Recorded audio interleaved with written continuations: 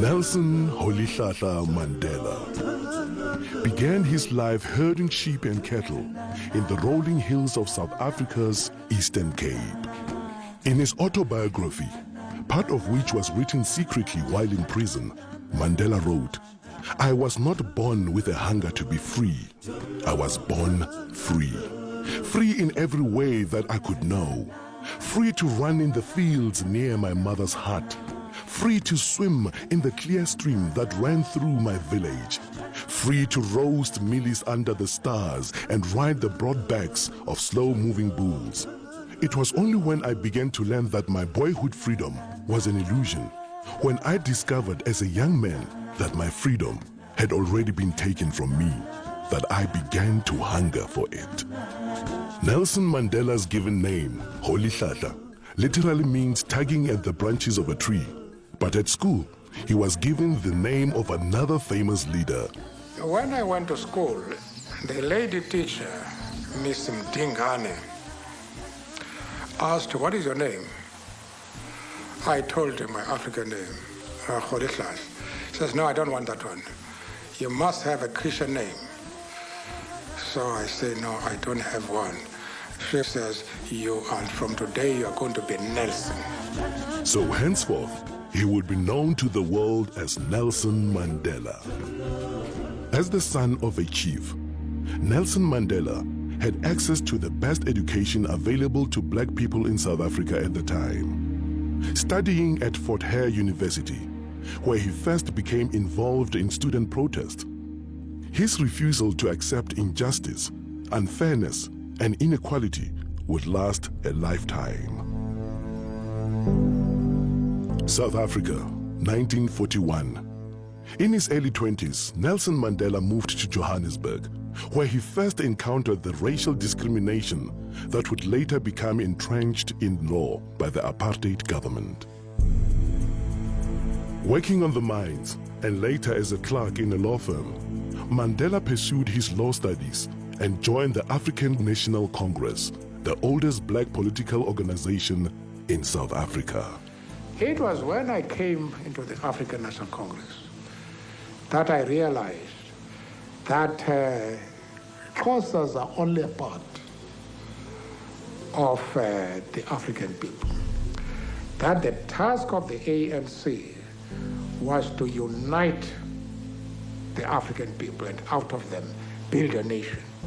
In 1948, the nationalist government was voted into power by the white electorate in South Africa, and the battle lines were clearly drawn. Comrade Oliver said, "Well, I like this because we now know we have an enemy in power, and I think that we're going to have a better opportunity of mobilizing our people." Our policy is one which is called by an Afrikaans word apartheid. And I'm afraid that has been misunderstood so often. It could just as easily, and perhaps much better, be described as a policy of good neighborliness.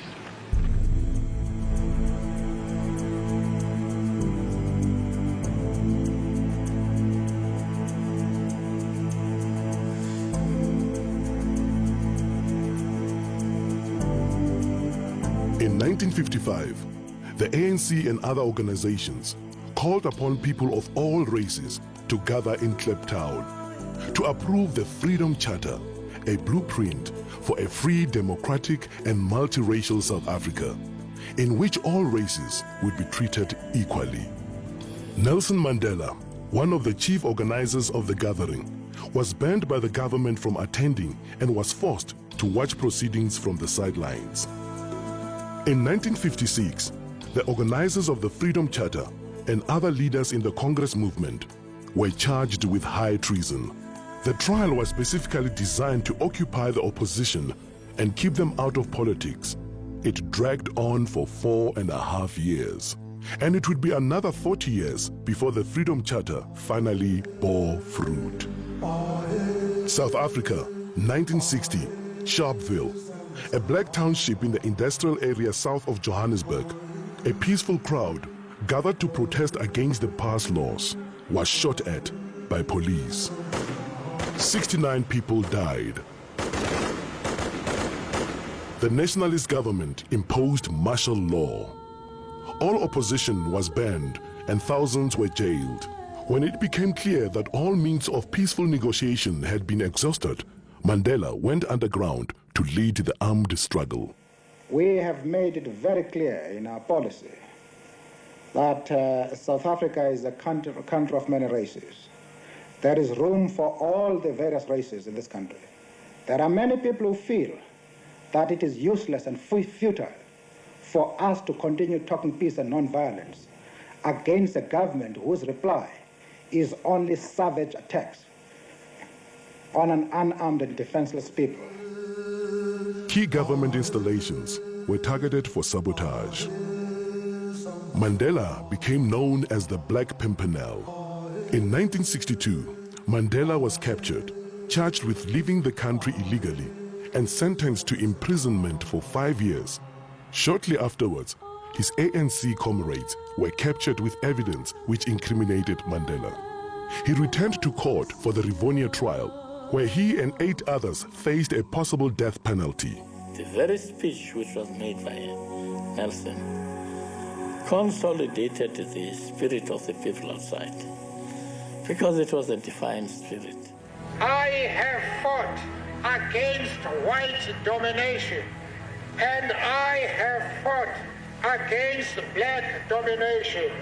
I have cherished the idea of a democratic and free society in which all nations live together in harmony and with equal opportunity.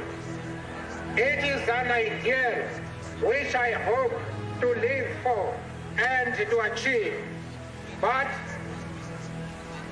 if needs be, it is an ideal for which I am prepared to die. When Nelson Mandela and several of his colleagues were sentenced to life imprisonment in 1964, the political convicts were sent to Robben Island, the bleak island prison off the Western Cape Coast. Nelson Mandela was 45 years old when he became prisoner number 466 of 1964.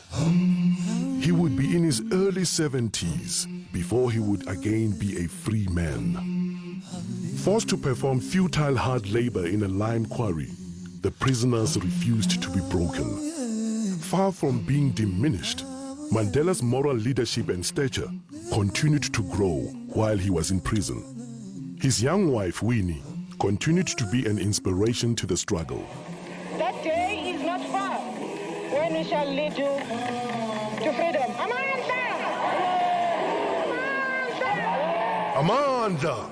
Away to power to the people. But the struggle against apartheid would continue for another quarter century. While Nelson Mandela and his co-accused served life sentences on Robben Island, other leaders of all races and in all spheres campaigned for change. Many faced imprisonment or exile. And around the world, ordinary people showed their horror of apartheid and their support for the struggle. The purpose, friends, of this boycott is for the people of Britain to register on the widest possible scale their passionate protest against an evil and repulsive doctrine which says that a man's legal status, a man's political rights, a man's economic opportunities, a man's social position shall depend solely upon the color of his skin. But in 1976, Soweto school children marched in protest, and townships around the country erupted in violence. It was the beginning of the end for apartheid, but the struggle dragged on for more than a decade as the Afrikaner nationalist government clung to power. I've been lenient and patient. Don't push us too far. In the late 1980s, amid a tide of world pressure, the South African government was forced to accept the inevitable and began dismantling apartheid.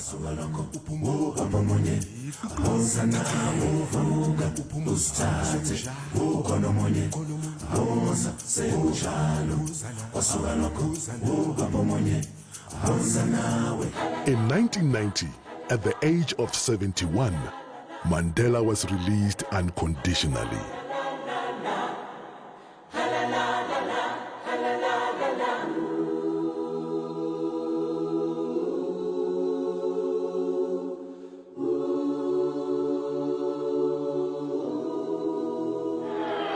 I stand here before you not as a prophet,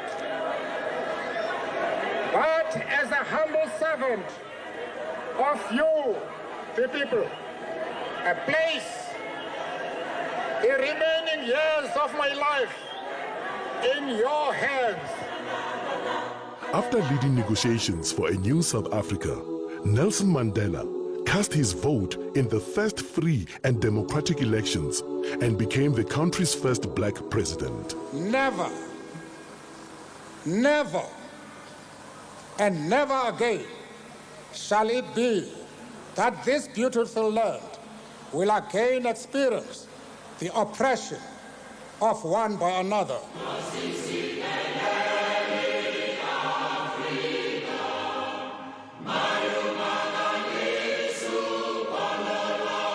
For the duration of his presidential term, and throughout what should have been a well-earned retirement, he has worked tirelessly to entrench the ideals he has so long stood for, becoming universally revered as an icon of leadership and humanity.